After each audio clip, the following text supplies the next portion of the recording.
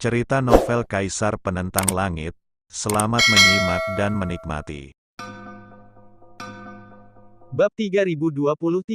Lin Yan menyipitkan matanya. Klan Piton Api mungkin suatu hari nanti akan melompat maju dan naik menjadi naga, menyatukan klan binatang buas sepenuhnya. Piton betina saat ini telah mengembangkan aura naga kuno. Jika ada kesempatan, dia bisa bertemu naga yang kuat. Ini adalah kembalinya garis keturunan ke klan. Ini adalah rencana Lin Yan sejak bertahun-tahun yang lalu, dan dia benar-benar tidak bisa membiarkannya terjadi sekarang. Wus! Tanda seru. Mendengar kata-kata Lin Yan, pemimpin suci klan hantu, Piton betina, dan yang lainnya pergi. Kemudian, Lin Yan memasuki sekte pembunuh darah. Aura samar memenuhi sekte pembunuh darah, membuat ekspresi Lin Yan terhenti. Segala sesuatu di hadapannya seperti memasuki hutan kuno, pepohonan menjulang tinggi menaungi sekitarnya. Memasuki tempat ini dipenuhi misteri. Rasanya seperti memasuki reruntuhan kuno, dan niat membunuh yang ganas merasuki setiap sudut. Tidak seperti ini terakhir kali Lin Yan masuk. Bayangkan, 10 tahun telah berlalu. Tempat ini telah berubah drastis. Dan bahkan di sini, Lin Yan merasakan misteri di sekelilingnya. Berdengung. Dengan jentikan jarinya, Lin Yan tiba-tiba bangkit, dan segera berdiri di atas pepohonan. Di balik hutan kuno, sebuah pegunungan menjulang. Sebelumnya, ini adalah area kecil milik sekte pembunuh darah. Namun kini, ini bukan lagi tanah suci, seolah-olah sebuah dunia kecil telah tercipta. Di dalam hutan, dedaunan berdesir, bergema dengan suara-suara.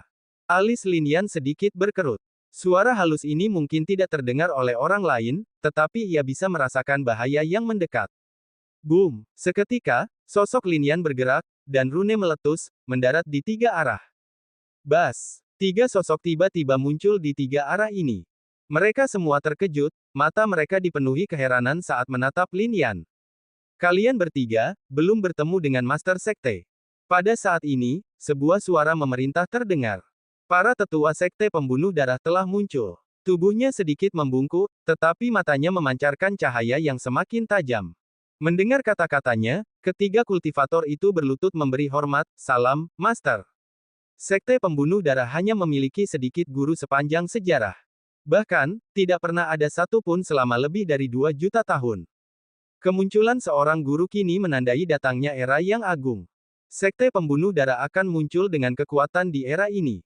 Sang guru dan para tetua menatap Lin Yan dengan penuh hormat.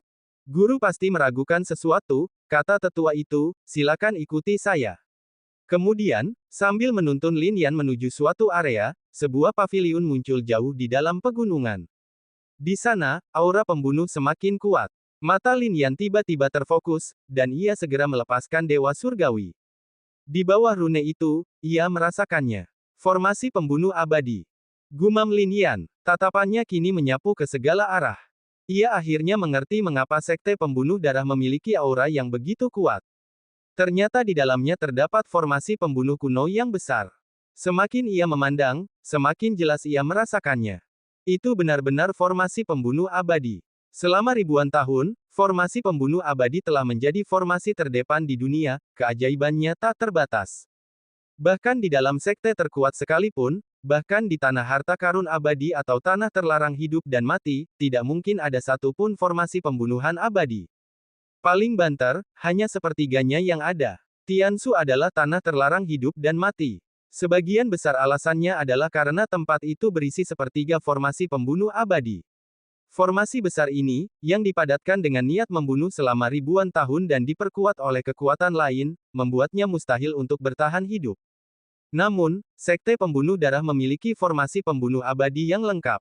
Formasi itu belum diaktifkan. Tidak seperti reruntuhan surgawi, formasi pembunuh abadi di dalam Sekte Pembunuh Darah tidak dirancang untuk membunuh, formasi itu hanya ada di dalam sekte, berfungsi sebagai formasi pelindung. Orang luar yang tanpa sengaja masuk pasti akan binasa. Lin Yan belum pernah ke alam surgawi, tetapi tentunya tidak ada formasi pembunuh abadi yang lengkap di sana juga. Mungkin itu ada di dalam Sekte Tianxuan dan bahkan di dalam Istana Surgawi. Di luar itu, mungkin hanya Sekte Pembunuh Darah yang ada. Selama bertahun-tahun, Sekte Pembunuh Darah telah bertransformasi melampaui dirinya yang dulu. Lebih lanjut, sebuah cahaya berkedip dari waktu ke waktu di loteng, menunjukkan keberadaan sosok lain di dalamnya. Namun, dia telah mengirimkan pesan yang menyatakan bahwa hanya Master Sekte yang diizinkan masuk. Kata tetua itu. Lin Yan mengangguk dan segera melangkah maju. Sedangkan tetua itu, ia minggir. Krak, dari luar, loteng itu tidak tampak besar. Namun begitu masuk, dunianya tak tertandingi. Begitu pintu loteng terbuka, orang bisa langsung melihat langit berbintang, sebuah pemandangan yang memukau. Langit-langitnya bertabur bintang. Seolah-olah bintang-bintang dari seluruh langit dan alam semesta tertanam di dalamnya. Di dalamnya, berbagai potret tergantung di sekelilingnya. Seorang pria tua, luar biasa tua, bersandar pada tongkat di satu tangan dan menyeka potret-potret itu dengan tangan lainnya. Lengannya gemetar, seolah-olah embusan angin dapat menerbangkannya. Lin Yan berkonsentrasi, tatapannya menangkap luasnya dunia dan langsung merasakan bahwa inilah inti dari formasi pembunuh abadi. Ia kemudian melihat potret-potret itu. Di dalamnya terdapat gambaran para pembunuh kuat sepanjang sejarah. Potret-potret mereka tidak memiliki nama atau asal-usul, seolah-olah tak seorang pun di dunia ini yang tahu apapun tentang mereka. Lin Yan pernah melihat salah satu dari mereka sebelumnya. Xuan Yuan Fang, gumam Lin Yan, sambil menatap potret di sudut. Ia pernah menjadi sosok yang kuat, seorang kultivator semi-reinkarnasi, namun kini ia hanya terpojok. Potret-potret di tengahnya mungkin bahkan lebih tangguh. Pada saat itu, lelaki tua itu menghentikan apa yang sedang dilakukannya dan langsung menatap Lin Yan. Matanya yang menua tampak agak sayu. Namun, tatapan ini mengejutkan Lin Yan. Ia merasakan sesuatu yang aneh, seolah lelaki tua itu melihat segalanya tentang dirinya. Tanpa basa-basi lagi, lelaki tua itu bergoyang, lalu menurunkan tongkatnya, tubuhnya gemetar saat ia berlutut di hadapan Lin Yan. Petik 2. Senior, tidak perlu seperti ini. Lin Yan berbicara, mencoba membantunya berdiri. Namun entah mengapa, lelaki tua itu, tanpa mengerahkan tenaga sedikit pun, tampak memiliki kekuatan yang luar biasa, membuat Lin Yan tak mampu mengangkatnya. Petik 2.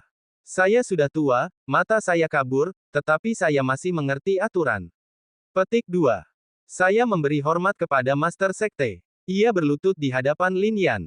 Senior, tolong bangun. Lin Yan melangkah maju dan akhirnya mengangkat lelaki tua itu. Petik 2. Bagus, bagus. Lelaki tua itu menatap Lin Yan dengan senyum di wajahnya, matanya dipenuhi kebaikan. Ia tampak sangat puas. Sekte pembunuh darahku akan kembali tercatat dalam sejarah.